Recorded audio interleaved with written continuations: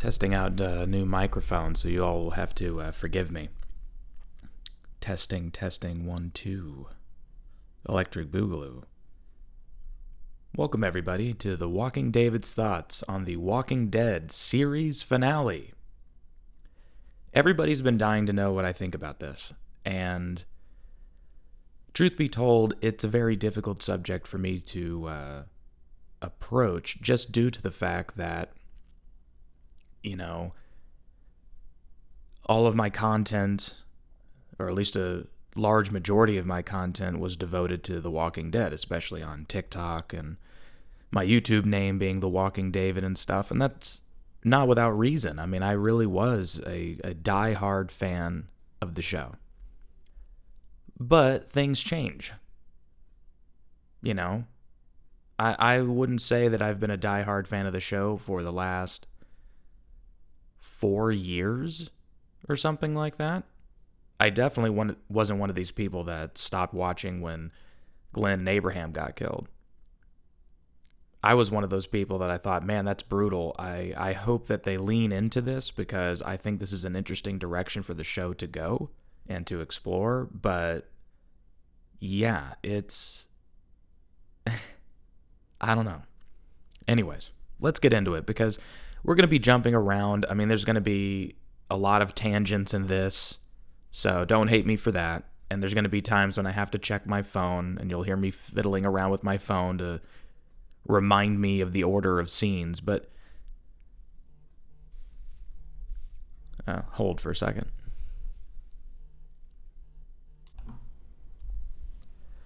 Okay, so sorry, I was terribly interrupted with multiple phone calls and messages and stuff, but hopefully we will go off without a hitch from this point on. Let's dive into the episode. I'm reading an article while I'm talking about this just to make sure I don't miss any major points, but like I said, we'll probably be jumping around, not just from this episode, but also just in regards to other seasons and references, so just try to keep up, okay? So the episode starts off with Luke and Jules coming back because everybody gives a shit about them, right? Oh my god. No! Jules died! I've been waiting for 3 years to hear what happened to her. I haven't been this devastated since I didn't know what happened to Heath. In fact, if you are somebody who gives a shit about what happened to Heath, you're ridiculous, okay? Because no, you don't. Just because you're a fan of a show doesn't mean that you need to remember characters that the show has since long forgotten. And if Heath comes back for any reason just because of the audience demanding it to happen, then the show is just at the behest of its fan base and it's doomed for failure. So Luke is also bit, and in a way too overly dramatized scene, like it's from Saving Private Ryan, he got his leg cut off. We didn't see that, but we just see him bleeding out. And then he kind of does a Maggie, I will find you, and he kind of taps his thing, and he's like, and they're all crying. And I mean, this is over a character who nobody in the fan base, even though people say that I look like him sometimes, which I don't, because I'm just, let's be honest, way more attractive. Dan Fogler wishes he looked like me, believe me. It's like they don't even remember what his name is, and we're devoting all of this time to watching him die in the series finale. It's like, guys, we have bigger fish to fry. It makes way more sense to focus on bigger characters and the mundane shit that they are doing than a side character who we haven't seen in years dying. Just like Jules died, he should have been enveloped, and we just go, no, and that's it. He's gone. So Yumiko, Magna, Connie, and Kelly are, just going like, we'll keep the music alive, and then they're bawling their eyes out. And it was hilarious how they kept cutting back to like Daryl and Carol just completely nonplussed about everything, just watching from a distance because they clearly shot that on a different day. So they're not even they don't even know what they're reacting to. They probably told them, one of their members is going to die here. We haven't made up our mind which one it is, but we're thinking it's Luke. So just Holding for the dog. Drama, come here, bud. Sit down. Sit in your chair. Good boy. You gonna listen to Daddy talk about the Walking Dead finale? Good boy. Oh yeah, and my bad. Judith was shot in the last episode. Spoilers. Judith was shot, and in the beginning of this episode, I mean, they're trying really, really hard in this series finale throughout the entire episode to have nods back to early moments in the show. Rick gets shot, taken to a hospital. Blurry footage of Shane telling him to stay with him. Judith gets shot, rushed into a hospital. Blurry footage of Daryl looming over her, begging her to stay with him. And then here's like things that really drive me crazy is that, you know, Daryl has this scene, right, where he's trying to save Judith, and he goes, "She's losing a lot of blood. You know how to do this." And he, like, hands a thing to Carol. He hands, you know, a needle to Carol so that she can start a blood transfusion, which, just letting you all know, it's ridiculous to do a blood transfusion in the apocalypse. It just would not happen this way. It is not that simple, and you cannot do one. If anybody could do a blood transfusion, then a lot more people would be alive right now. If anybody could do it. But you can't. That's stupid. It's really, really dumb. It should not have been so easy to do it. It could have been, the whole episode could have been them struggling to figure out how to do it. Or bring back a doctor character or somebody who can actually save her. Have, instead of her getting shot, have the doctor, what is his name? Not Timo or something. Tommy, sorry. Bring Tommy. Instead of bringing Judith to Tommy and dragging her ass there, why isn't Tommy at the hospital? He's dressed in his hospital garb. Why isn't he just at the hospital? That would have made it way easier, and then we wouldn't have to have that whole subplot of trying to get to Tommy. And, I mean, it's not crazy that he could save her, but with limited resources and way, way limited time, and she's already lost a lot of blood, I don't see how that happens. And to have it thrown in and just shoehorned in, like whether you like it or fucking not. Yeah, you know, Merle used to make me give blood all the time. I'm a universal donor. He didn't even say the words, "I'm a universal donor." He goes, "My blood goes with anybody's." And I'm like... I mean, I laughed out loud when I saw it, okay? It was just preposterous. But, you know, we got to get through the episode somehow, and we're doing it. Moving on. So then we cut to Eugene, Rosita, and Gabriel's side story, which is just ridiculous, start to finish. It's just ridiculous. I hate it so much because here's the thing. Rosita has Coco, her baby, okay? And Rosita hasn't been interesting in years, okay? Ever since they turned her into somewhat kind of weakened mother housewife, I don't like what they've done with her character at all. Nothing against the actress. She's doing what she can. But, you know, it's just very boring and super uninteresting, at least to me. So I don't have this love for Rosita that everybody else has, but she hasn't earned it, in fairness. But when the fire truck is surrounded and they are trying to escape, seeing Eugene go up the fire escape or go up the pipe that leads up the building to get to the window makes zero sense in any scenario. We're going to have the fat, out-of-shape guy climb up the pipe first, then Gabriel, the dad, and then the mother with the baby strapped to her chest. On what fucking planet should that be the order of things? It's women and children first. Everybody knows this. And that just goes for opening the fucking door, let alone saving your fucking life. You've got to be shitting me. The realistic version of that is they send Eugene up first. Everybody's going, Eugene, you fucking coward. Like, how could you do this? And he just goes, I just have to save myself. I have to make sure Max is okay. And then he slips and he falls and he goes wide-eyed and he knocks Gabriel and Rosita down into a dog pile of walkers. And they all die. All of them. Rosita, Coco, Gabriel, Eugene. And you just go, fuck. That's a series finale kind of moment. In a show called The Walking Dead, people need to die in the finale. Either for a good cause or sacrificing themselves for the sake of the group or for the sake of a child or, something like that. Way more sacrifice and way more death needs to happen, and not with these small side red shirt characters that nobody gives two shits about. Oh yeah, sorry, before I move on from that. So Rosita falls. They just look on as she falls.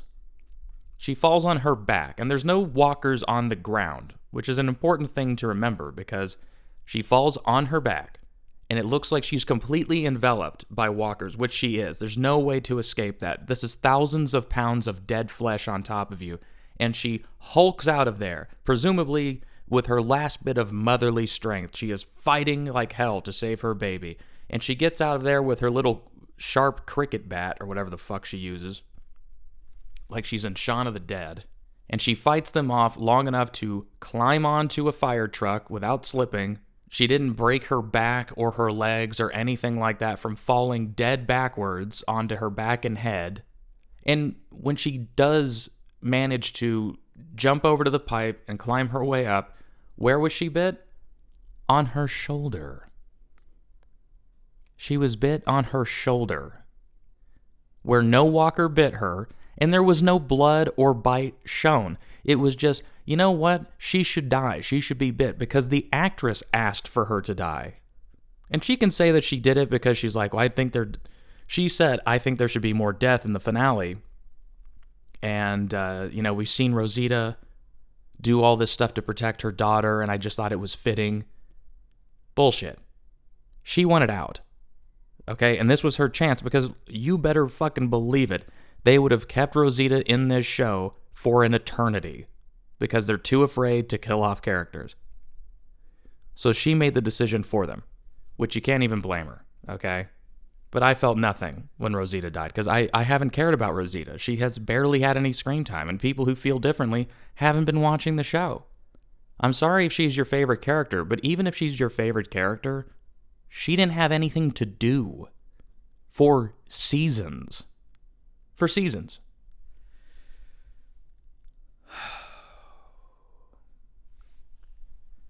Okay, based on this article, it says that Maggie and Negan's scene is up next when he's walking off and he's got the sniper rifle. And Maggie, of course, thinks that he's just like walking off to do something. I don't know exactly what, but basically he just is like, I'm doing this for you, Maggie. I can never make right what I took from you or your boy. But I'm going to do what I can, and I don't think you should die in the process. I'm going to sacrifice myself for you, Maggie. And instead of just letting him do it, and then maybe feeling bad when he dies in the process, and that shows that she has accepted his apology right as he died, and maybe the last glance that he has is towards Maggie as she's watching him get eaten or shot or captured, and there's this nod like what Daryl gives later in the episode to Negan. That would be a nice touch, but you have to understand good storytelling to do that, and these writers just don't seem to get that at all. So Negan says he's sorry. Again. And then Maggie goes like, I'm going to kill Pamela. You coming? It's super cheesy. I didn't like it at all. It was years too late for this interaction. Underwhelming. So they walk off to go not be a part of the story for 30 minutes. So Rosita gets found out by Eugene that she has a bite. Somehow Eugene knew it was wrong, and he gives this long-winded line. I can't wait for summer. Can you? And I'm going to give Josh McDermott some props here. he is doing the best he can given this character and his absurdity. But as I've said on other podcasts and agreed with other people on other podcasts, is that Eugene is meant to be a comic relief character. And this particular comic relief character, it's really hard to make him serious. It's really hard to have a heartfelt moment due to the way that he speaks. And, I don't know. I really wish they had written something better for him that was more befitting of his character. But his quote-unquote character change has just been all over the place. And I'm not sure why they feel the need to try to give him dialogue that is too serious for a character that goofy to deliver. Maybe he could say some silly joke. Maybe he could have a very analytical approach to it. But it just seemed really forced. And I didn't really buy Rosita's reaction to all of it. I just thought it was very rushed. And they kept trying to do the same scene multiple times in this episode where it's like Eugene says goodbye to Rosita. Like, when he said that to Rosita, there should not have been a scene later where Rosita is like laying on a bed and has these interactions. She should have just died and everybody been confused except Eugene. And then Eugene has to explain to Father Gabriel that she got bit and she didn't want to tell you. I'm sorry, but she said the last moment that you two shared was super sweet and she didn't want you to see her like that. So I took care of it. She's upstairs if you want to say your piece. You know, something like that. It should not have been this teary-eyed hug fest. And also, I don't like that they let the actress die looking beautiful. I just think that that's silly. I'm sorry. It's just, if she's going to live that long and not turn that fast, she needs to look terrible. Look at how they made Deanna back in Alexandria die. Now, she wasn't the most gorgeous woman, but they did not try to make her look more beautiful as she died. She died sweaty, pale, her lips had no color, and she died screaming, literally, at the camera. Rosita should have died a warrior's death. She should have gone down fighting, not in a bed. So, at the estates, Pamela was having her troopers shoot Commonwealth citizens off the gates anytime they attempted to climb over the walls. Okay. Alright, so I'm having to rethink about this scene. This scene is so dumb in so many ways, and the problem is that this show, even in its not season finale, its series finale, it doesn't even feel like a series finale, it feels like a season finale, which is not good. So pull your punches. For Pamela to not die, for lots of people to not die, for Mercer to not die, for Max or Carol or whatever to not die, it's just silly. It looks pathetic. It looks like you didn't have a firm idea of who you wanted to go or a good reason to kill people off, which is just piss poor writing. It just is. And the fact that they're like, you know, there's these little moments where Pamela looks like she's going to let Lance, the walker, who just somehow, through this crowd of fucking people and an arrow lodged in his neck, is at the gates. And you're just kind of like, what? And, oh, I'm sorry, the people are trying to get in. Remember that there's supposed to be 50,000 people in the Commonwealth. And never once did they even bother to CGI 50,000 people at any point to prove that that was true.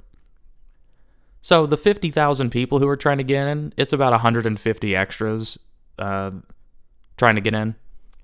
And then those same extras probably dressed as walkers and then walked behind themselves. I would bet dollars to donuts that those same extras who are clamoring to be let in, once they were let in and they're no longer on screen, they dressed them up as walkers and then put them back in there. And I bet if I were to go back and look through it, I could find extras who also were walkers coming after themselves. I would bet you money. Somebody else with more time on their hands can go do that, but I would bet you. Because this finale was super cheap. Super cheap. Compared to the rest of the show. Norman Reedus was the most expensive thing in that finale. 100%. So Pamela demands that we don't let any of the people in. The people aren't cool with it. There's a power struggle. Mercer then basically says, like, I see your tyranny and I raise you democracy. And he takes over and arrests Pamela. But before that, Pamela looks like she's going to get eaten by Lance, the walker, and it's clear that they were trying to evoke the imagery of when Carol in the comics feeds herself to walkers in front of people, just to fuck with them. And then they didn't do it. So that was pointless. And then Maggie shoots Lance with a sniper rifle, revealing her position, and also not handling Pamela. And then Negan basically says, well, for a woman like that, getting arrested is worse than death. I go, I get that Negan, who is kept a prisoner, is supposed to have some like profound views or something like that. It is not worse than death. You should have let her feed herself to walkers and then see the look on her face, and then right before she died of getting eaten, then you kill her. So all she experienced was pain. That's what should have happened. See, people? That's how you write brutality. Actual brutality. Oh, and then just like some random extra off camera goes, he's right. Give the priest the key.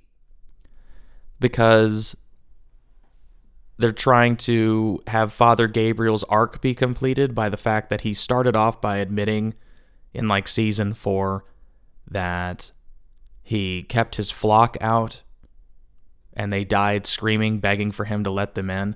And then he let this new flock in. Father Gabriel has already redeemed himself 50 times over for various things that he's done, and this moment was not needed. And you didn't have to make it that fucking obvious. You could have just had him let them in and it not be obvious, and then people could have gone, that's really neat that they did that. And you know what? You as the writers didn't have to put that much thought into it. The audience did it for you. But you ham-fisting it and just throwing it at people like, hey, look, we've been getting all your emails. Here you go. And spoon-feeding it to people. It's just pathetic, okay? It's really, really bad. Oh, God. Let me see here. Let me turn that down. Sorry about that. Oh my God, I forgot about this. I'm reading this article and I'm just blown away at how stupid some of this stuff is. I'm just going to read this straight from the article and then comment on it, okay?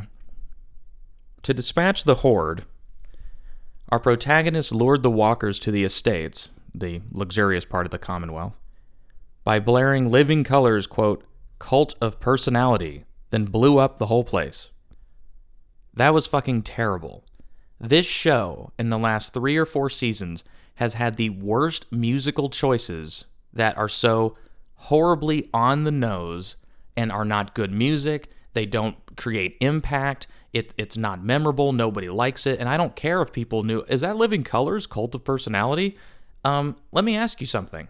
Would it make sense to use a song called Cult of Personality, blowing up the Commonwealth? Or would it make sense to use the song Cult of Personality when Negan is talking to himself and he calls himself a cult of personality? And it's like, that would have been a more appropriate time. Use it on a character who literally is someone who is a cult of personality. But this is just, God, it's so bad, man. Remember in like season 8 or something like that, they played like burning down the house while they were walking down the road to lure walkers or something? I have no fucking idea. I can't remember the context. And then you see characters singing it and mouthing the lyrics, and I go, if you can't afford big budget songs, don't put big budget songs in there. You're telling me that if you were going to spend $200,000 to use Burning Down the House 35 seconds of it, that you couldn't spend $200,000 on a composer who could just create an original Walking Dead song that would be so impactful and everybody would be talking about it like the Game of Thrones music and shit like that, that wouldn't have been better? Of course it would have been better. But you didn't want to do that. That's too much work. It's too much effort. Let's just buy a song off the rack that makes no fucking sense, because we went down a list of songs that we could afford, and the first one that was within our price range was Burning Down the House. It's like, you couldn't play Seven Nation Army? Or something fucking epic? Burning Down the House? You might as well have played fucking, Super Freak. You know what I mean? Like, that's terrible. ABBA's Dancing Queen. Just play fucking anything. I mean, my God. Why did it have to be that? Play Space Junk again and let that be a cute nod to the first fucking episode.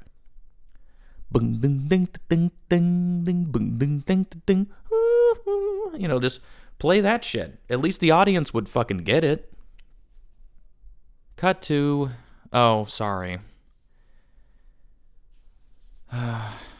Fuck, this is exhausting.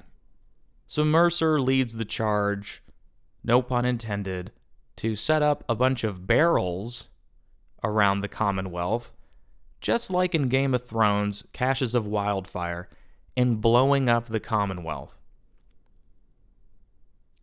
That's their great idea to deal with the Horde, is just nuke the whole place. How is that a fucking solution? How is that the solution? Seriously, why? Let me ask you something, folks. Did they not think about this? That an explosion would draw more walkers from even further away? There'd be an even bigger horde behind this horde. You'd have walkers coming from 2 states over because a fucking nuclear bomb just went the fuck off. Imagine if after the CDC blew up, everybody just stayed there. You don't think there'd be a shit ton of fucking walkers attracted to the heat wave and the blast and the sound? It's absurd. Absolutely absurd. So the next day, Maggie sees Negan sitting on a stump. And Negan is holding onto his Whisperer mask for some dumb fucking reason. He didn't use the Whisperer mask. I'm pretty sure there's no way in hell that he still owned the Whisperer mask. They didn't use it to infiltrate or anything. It was so ham-fisted, and they show him throwing it away like he's giving it up. I'm like, no, he gave it up back when he killed Alpha and saved Daryl and was named the new Alpha and all that shit. He gave it up then. So I don't understand what that was about. It was just a visual thing to make audiences go, wow, look at him just throwing that away. He's done with that life. No, he was done with that life. If he wasn't done with that fucking life, his life would have been over. Idiots. So she sits down on the opposite log. And she goes like, Negan, I want to be able to talk to you about how I see that you're trying, but I can't forgive you because I just think about you mocking my husband as he's dying. And I just can't do it. And I just go, okay. This is actually an interesting scene. I like this scene. You know why? Because this scene is how it should fucking go. I'm not forgiving you. I can't forgive you because all I can think about when I see you is how you brutally killed my husband in front of me. And every time I look at my son, I think about how he's not here to play with him and all of these things. And she's just teary-eyed. And it looks like she's reliving the trauma all over again. And although she can acknowledge that he is trying to make do, just like a person who murdered someone in the regular world before all of this, some things you just can't forgive. You can forgive yourself for holding on to the hurt and the pain and the frustration for so long, but you do not have to forgive and forget what he did. And there should not be a spin-off fucking show with these two characters. And that scene alone should have proven that. There should have been zero chance of them having a spinoff together. Zero. And that scene should have proved it. And the fact that I know that they have a spinoff show that they're doing while that scene is fucking taking place is the worst marketing fucking error a TV show could ever make. Don't you ever fucking do that. You do not advertise spinoff shows before the main show is done.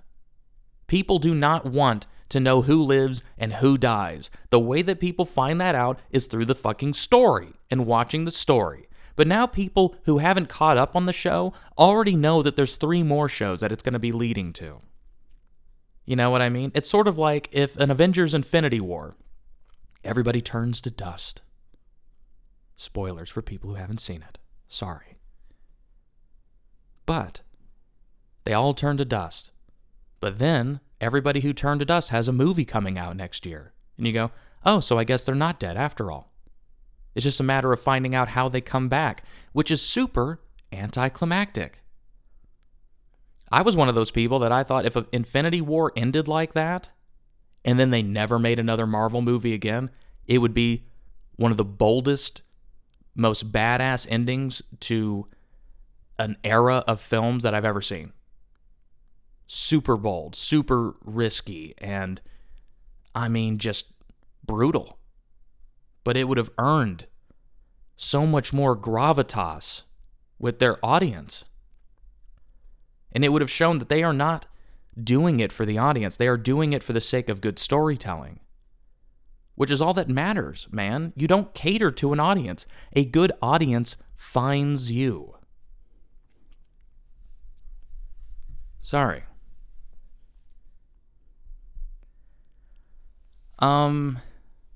This article sums it up kind of how I sum it up too. Lydia, who had gotten her arms cut off because she got bit, reunites with Elijah. And I will file that scene firmly in the file of who gives a shit. Lydia hasn't done anything for the last two seasons.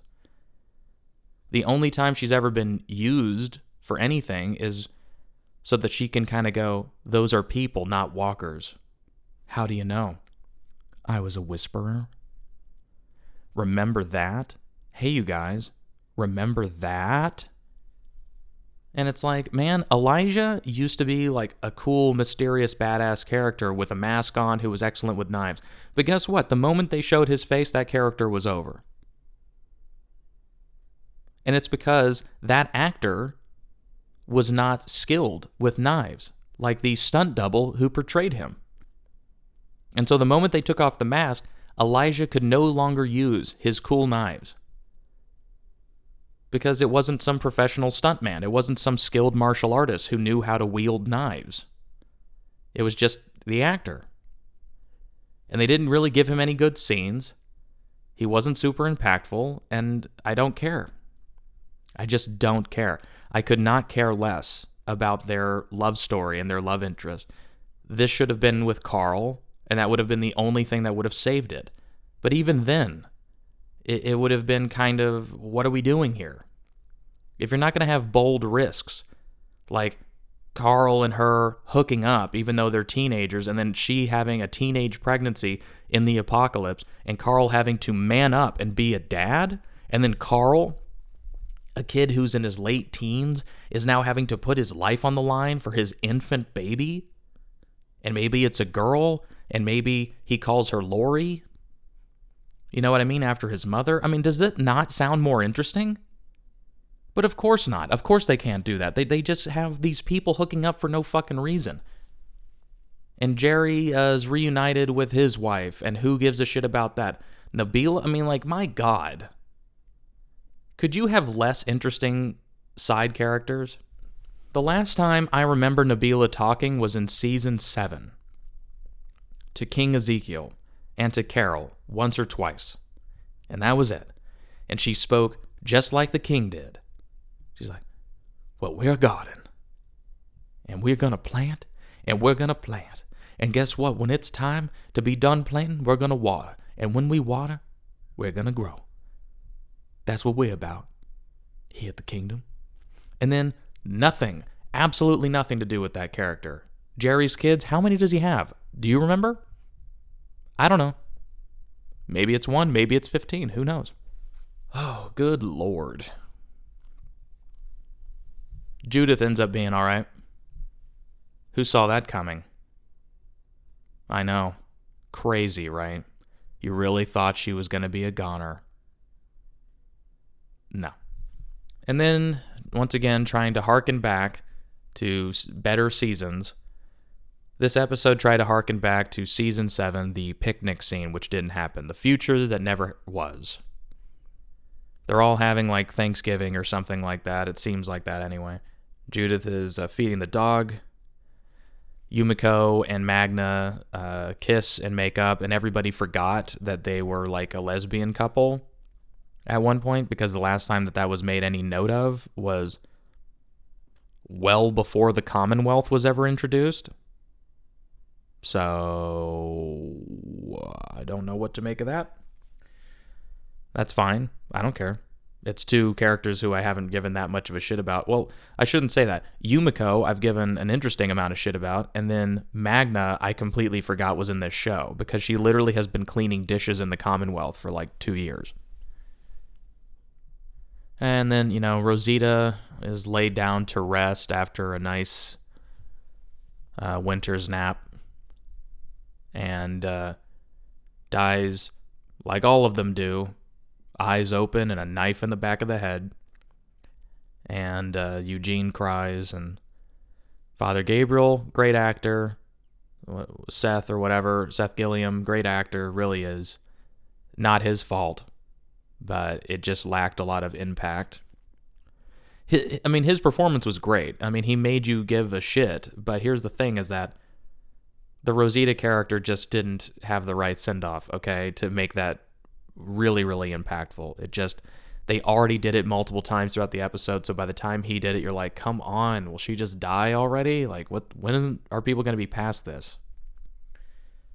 Let's see here.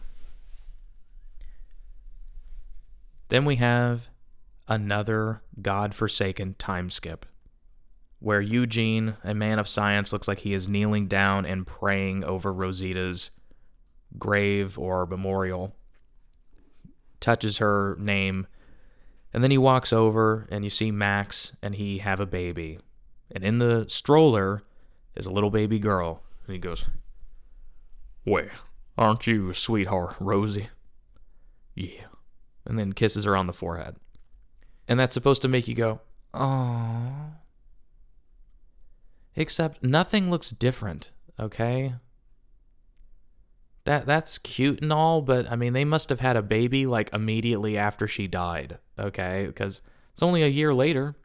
How many time skips are we gonna fucking do?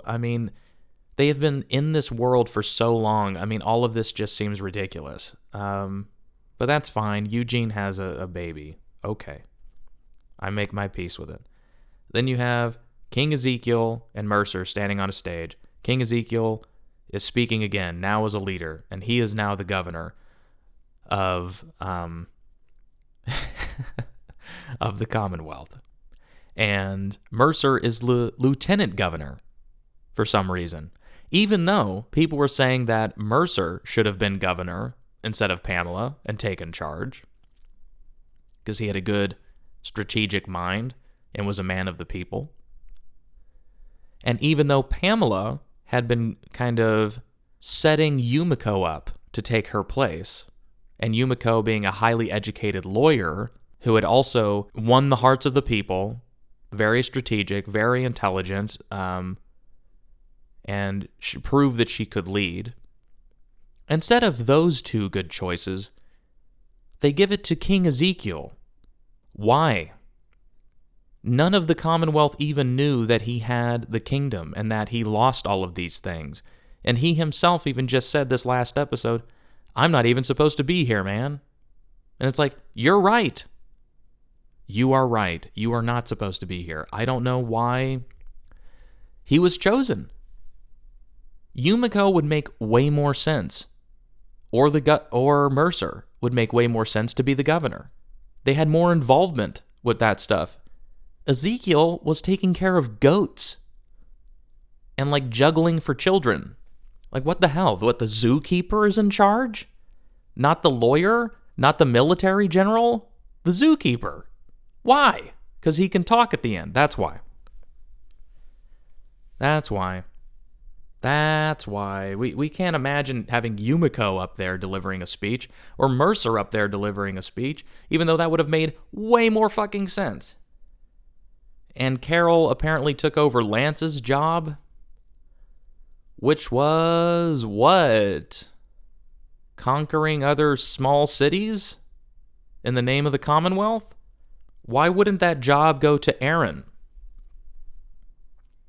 Tell me, if Lance was the one who was like conquering these cities and kind of annexing these cities, why wouldn't Aaron, a guy who used to work for an NGO, who found our group and brought them into Alexandria, who found Daryl and helped him find people to bring to the hilltop, and found Oceanside, and all of these things, why wouldn't Aaron be the right choice for somebody to recruit people?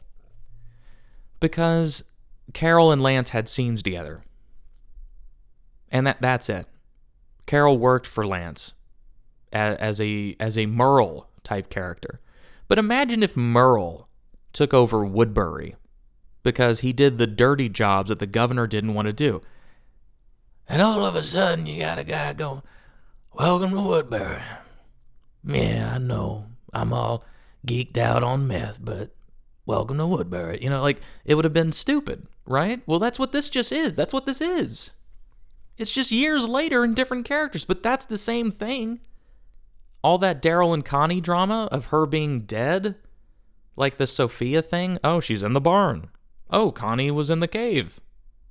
And then nothing is resolved of that. They just sign language goodbye to each other and have a nice conversation. And it's like, man, I like that he has a friend in her, but clearly they were setting it up to be more than that, and then they went a different direction, and then they went back and shot some scenes differently.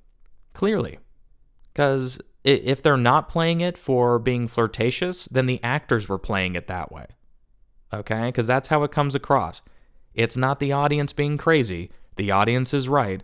Daryl and Connie should have been a thing, and Daryl and Leo was a complete waste of time, and that was just... I mean, think back to all the effort that they wasted with that time. If you had known that the series was going to end the way that it did, wouldn't you be glad to have some of that time back to actually invest it into the appropriate characters and have reasonable payoff at the end? I know I would have. Daryl says goodbye to Carol. I apologize, we've got some construction next door happening. Couldn't hear it until just now. I thought it was the clock ticking, but no, it's a guy hammering upside. Daryl and Carol have, well, two goodbye scenes. One on the bench, which was clearly reshot to establish that Melissa McBride would not be joining Daryl in his spin-off show. And she thought that was probably her last scene. So she was delivering that with teary eyes and really delivering a powerful performance.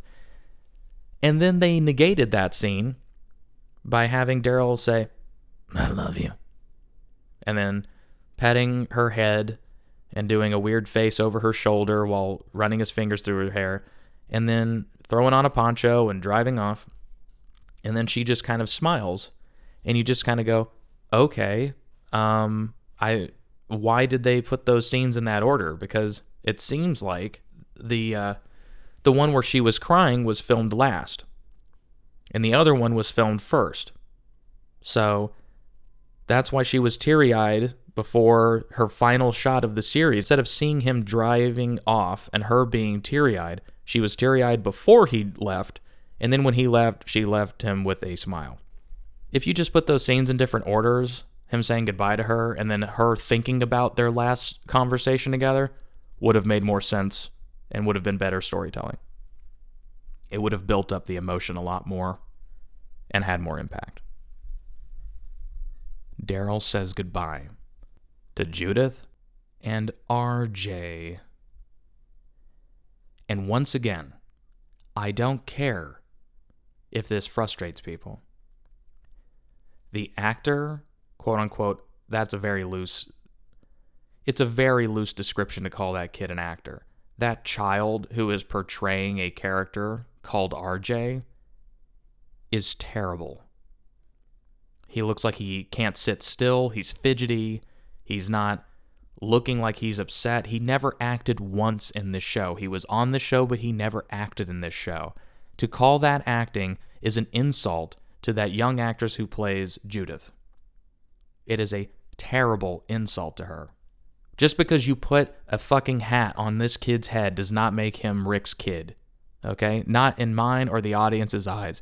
You have to start showing that these kids, even though they're young and their dad isn't around, they have a bit of him in them. Have the kid have a good squint. Have the kid wear his hair the same. Have a kid put on his first pair of boots. We didn't see any of that shit. Fucking terrible. Atrocious. They should feel ashamed of the fact that that kid's first acting credits is The Walking Dead, and he had never acted in anything before, and so his very first acting credit is fucking up the legacy of a character that we all care about. That's what it is. That's pathetic.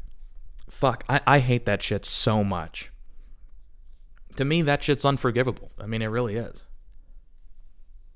Daryl drives off past Greg Nicotero because he just had to squeeze himself in there. And you know what? I don't even care about that. I like Greg Nicotero. I think he's an emotional guy, but he's very invested in his craft.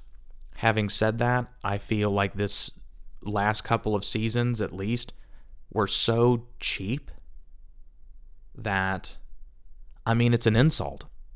It feels like they were given a budget, and because the ratings went down, the budget got a little bit less. But they go, if you can come in under budget, you can keep whatever is left over as a bonus. And since everybody knows that this is probably the biggest show they will ever be a part of, in terms of the cruise stuff, they skimped. They went from shooting on film to shooting on digital. They went from having good makeup to really shitty makeup. I mean, they just stopped even trying to make actors look dirty. They started making the actors look pretty because they could just show up in their normal makeup and go, yeah, Rosita's dying. Magna, although she is a prisoner, she has purple eyeshadow and she's starving, but she looks beautiful still. And I don't know, man. They just didn't have any standards. There was no standard being kept at all. I mean, it's a major step down. I mean, I've literally seen better looking, $1 or $2 million budget movies, A24 movies that do better than this. And I don't like saying that.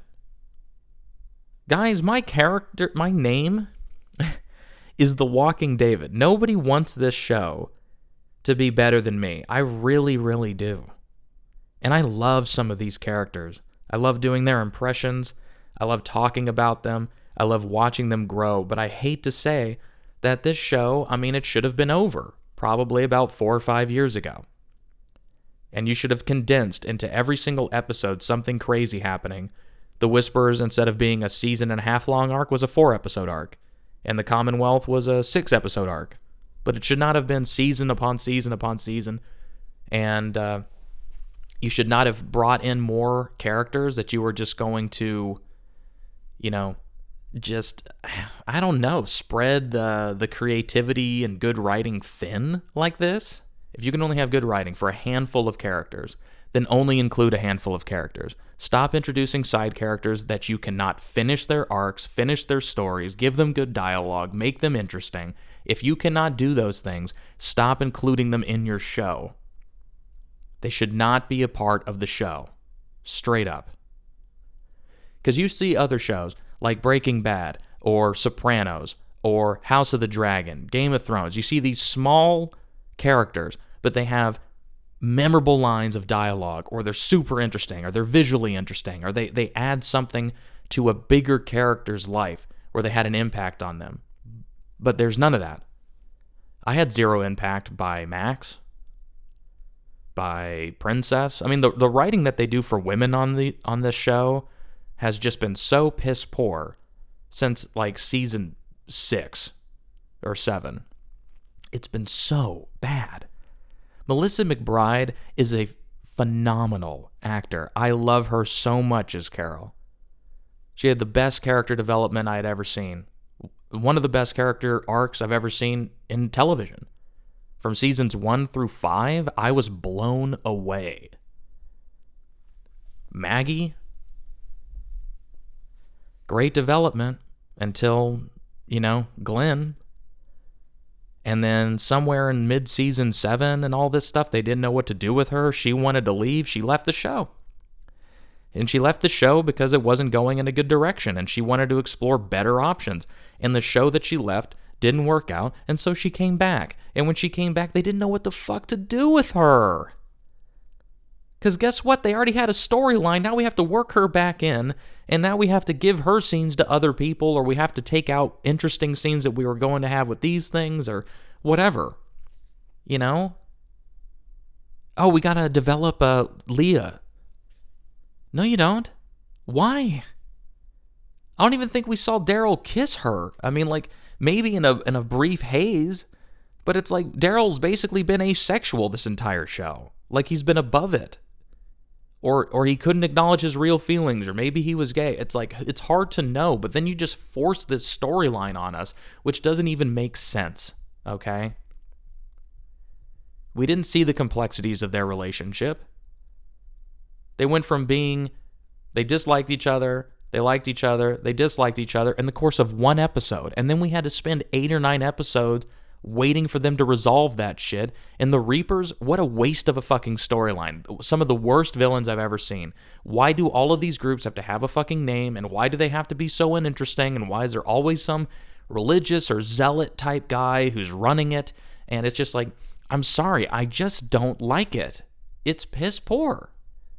You could do better. We have seen you do better, which is why it is okay to be mad at this show, you guys. It's okay to be mad at this show. You do not have to like everything that this show does, because I certainly do not. And that's not because I'm a hater. I love this show more than anybody at one point. I was the only one in my friend group talking about it. I made a YouTube channel about it. I did impressions of it and practiced hard to get them right. I mean, I really worked at it, man. I developed an audience because of this show. And to see it fall flat on its face like this, due to its own hubris, is just painful. People love this show, but they don't love this show like they used to. They love the show for what it was. The one benefit of this show is that if you left when Glenn and Abraham died, you got out while the getting was good. You know what I mean? You really did. I hate saying that. There were some good moments. I mean, Andrew Lincoln's scenes, all of his scenes were fantastic because that guy deserves an Emmy, and it's a travesty that he never got nominated once. So, the after credits scene. We see Rick Grimes and Michonne Grimes. And they're both writing in journals or letter form, presumably to each other. And then, in the most jumbled way possible, and in the worst writing possible, they explain that they are grateful for all the people that have gotten them this far, and that together they are the Walking Dead. This was so bad. It really was. This was the most, I've heard people call it Gimple speak before, where it's just, instead of having them say things that made sense in one fell swoop, one letter from just Rick, and then one letter from Michonne separately, they had to have this weird back and forth where the sentences no longer made sense. I wish I had a lyric or written down transcript, a script of this final episode so that I could read it to you. Ending it on "We're the ones who live." We're the ones who live. I think about the dead all the time. What the Walking David has taught us. All of us. what we've lost, what we've been through. See, this is what I'm saying. You could do so much better. I mean, I could improvise something right now that is way better than what he said. I promise you that. And I could do it using audio from things he said in the past and putting it together in one cohesive letter. I could. And I might do that as a separate video just for you guys. But I'm not going to bother doing it right now. I'm glad that we got to see them. And the ending where it shows Rick and he's in Philadelphia because it's the Philadelphia skyline and a boat is there that he throws the note and all the shit onto that Michonne later finds. And it's like, consignee Grimes, you are asked back and you know what happens to the living. You're not allowed to leave, that kind of thing. And then Rick smiles. Man, I'm telling you, I just thought it was bad. I'll be honest with you. I was so thrilled when I saw him. I was like, yes. We get to end the show with the guy who started the show absolutely as we should. But to bring him back for something that is just a teaser for another show that he will actually have some resolution in, and to incorporate things that have to be from other existing shows that you have to watch to then understand the new show that will happen, is just stupid.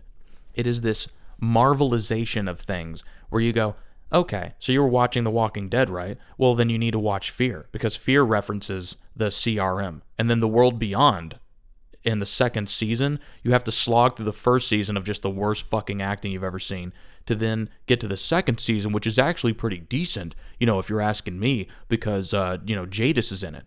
Jadis is in it. And, she's pretty good, and she makes references to Rick. And then you watch it, and she never even says fucking his name. Okay?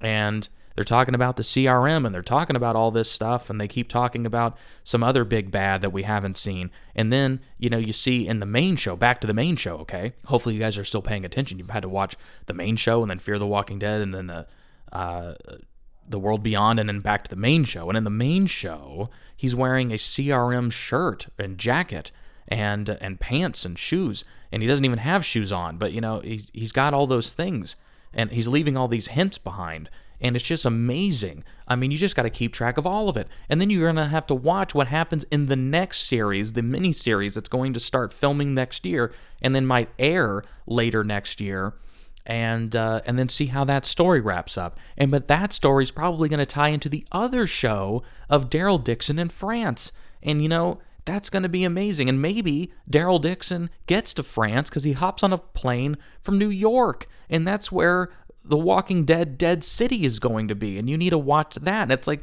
so is the show fucking ending, or is it not? This is a backdoor pilot episode for these 3 shows. And having said that, if this is a fucking pilot, this show should be canceled. This is not a good backdoor pilot. There is a way to do this. But the fact that you told everybody who was going to make it in their respective shows before the finale even happened, you took away all suspense, you took away all drama, you took away development, you just took away people's interest, and they knew that they could check the motherfuck out. Back before streaming and people had to watch week to week, people used to talk about shows over the water cooler, and there didn't used to be entire websites and YouTube channels devoted to spoiling what happens in shows, and you just had to have suspense. But imagine if the whole fucking ending of Sopranos, one of the most controversial endings of a television show that ever existed, was spoiled for you, and they told you not only that, there's a show about this character and this character and this character, so you knew that those characters were safe. It would have made that ending so damn bad, because you would have gone, wait, you end it like this, and then I have to watch another show? Fuck you. You would have hated it. There is so much more that I could have done with this. What I would have done is I would have just had Rick's voice. So you just hear his voice, and you see Michonne. So now you have the 2 of them, 2 birds with 1 stone. And he's just talking about the fact that he's like, I've been looking for my family, and I've been trying to get away, but you don't understand what it's like. I've been captured, It took everything in my power to even be able to find this note and somehow get any sign to you. And then, oh yeah, and then Daryl saying like, you wanted it like the old world, and that was the fucking problem. Only got one enemy. We ain't the Walking Dead. No, that shouldn't have been what was said. Okay? And it just lacked impact. I mean, all of it just lacked impact. It just was just so rushed and so terrible, and it really, really upsets me. I don't like that the show did this. It's not fair to the people who stayed loyal to the show and watched it. It did not pay off in that way, and I'm just super, super disappointed. So if you are wondering what I thought about it, is scale of 1 to 10, 4. Were there some okay moments? Not really. Were there some memorable lines of dialogue? Only out of how bad they were. Was there good character resolution? No. Was there an annoying time skip? Yes. Did the writers act as if they weren't even paying attention to the story that they had been writing for the last 11 seasons and just kind of did whatever the fuck they thought worked that particular day without thinking about how it would affect the overall narrative? Yes. Yeah, this is not good. I'm not even getting all the good ideas that I wanted out. I've exhausted myself talking about my thoughts to my friends and my family and stuff like that. I really have. And maybe I'll make another one of these to talk about it even further and really go into depth on what could be done and what could be done better. But this finale was not good. A series finale should either leave you feeling really satisfied or overwhelmed with emotion. And to the people who thought that it was a satisfying conclusion and that it was filled with emotion, true emotion, those are not the people who are good judges of character. Those people don't have the same kind of object permanence that I have. That people who pay attention to writing, who pay attention to narratives, who pay attention to development, give a shit about. They have the minds of goldfish or of TikTokers. It is, I don't recall things from 4 years ago, so I'm fine with what I'm getting. But I'm sorry, upon further investigation or looking into it, even those people who say that, they should be questioning their judgment, and they should be watching other television shows to see how much more satisfying those shows are. Because when people ask me, is The Walking Dead your favorite show? I go, absolutely not. And that's because there is so much of the last 4 seasons of this show that have just disappointed me. In terms of character development, narrative structure, all of it. Decisions made to get rid of certain cast members and keep other ones, just terrible. The behind-the-scenes drama alone is just baffling sometimes. But here's the thing. I love The Walking Dead. But when I talk about this show, it's going to be just like Game of Thrones. When I talk about loving it, I'm going to be talking about all the way up until Negan's introduction. Season 6 is the last time that I can really say that I loved it. I loved Andrew Lincoln in all of it. And Season 9, maybe I could stretch it to Season 9, just because of Andrew Lincoln being there. But when he was gone, just like Steve Carell leaving The Office, and just like the last 2 seasons of Game of Thrones, just this rushed, let's get to the end so we can get to the next show because we just gotta move on. And this lack of giving a shit about the people who have invested over a decade of their lives into watching and loving your show. It's just appalling. So when I tell people I love this show, it's going to be the same caveat that I give Game of Thrones. Watch up till Season 6 and then stop. You know, the last 2 seasons of Game of Thrones just almost ruined the entire broth for me, man. It's just, you just shit the bed so hard, you can't go back. It'll never be clean when you think about it. In the last 2 seasons of The Walking Dead, I mean, knowing that was what we got, I am so unhappy and I am so unsatisfied. I don't care if I have a handful of scenes that I like. A handful in a 2.5 year time frame is not enough. And I hope it makes you mad too. I hope you know that you deserve better than that. Because even if your main character died, or your favorite character died, I'm sorry, even if they died, there's still a way to make the show bold, take risks, be satisfying, have a good conclusion, or end in a place where you go, you know what, I'm pretty all right with that. And then, when you've had some time to miss the show that you love, they announce, guess what? You know those interesting stories that you wish were told? Well, we have another couple of shows coming out. And that character that you wonder what happened to them, they're going to be the star of it. And then you get to be excited and enjoy it all over again. But you won't get that with this. And I'm sorry for you, and I'm sorry for all of us that we had to deal with this. I appreciate you guys listening to this. I'm sorry it took so long to get it out to you. But a lot of stuff came up. Holidays, editing things. And even though the show has come to an end, even though the main series is over, The Walking David is still alive, and he carries on the best aspects of the show. I keep these characters alive. I give you conversations you wish you heard, the content you're glad to have. When you subscribe, when you like, when you share, when you follow, you're one of us. We're going to be better than the show, and we're going to stick together because we are The Walking Dead, and we are the Walking Dead family, and we are The Walking David.